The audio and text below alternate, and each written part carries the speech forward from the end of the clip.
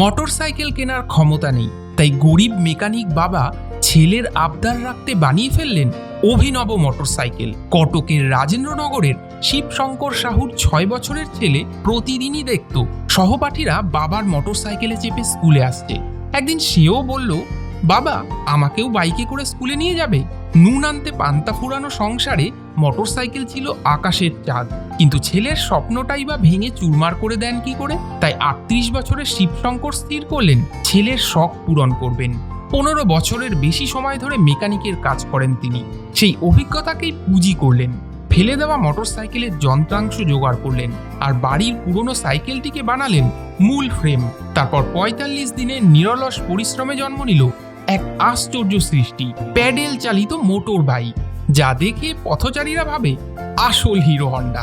প্রায় 20,000 টাকা খরচ হলেও যখন তার ছেলে বাইকটিতে হাত রাখলো, তার চোখ ভরে উঠল আনন্দে। তখন বাবার সমস্ত কষ্ট মুহূর্তেই মিলিয়ে গেল। শিবশঙ্করের গল্প আরও একবার প্রমাণ করে দিল সন্তানের জন্য একজন বাবা সব কিছুই করতে পারে।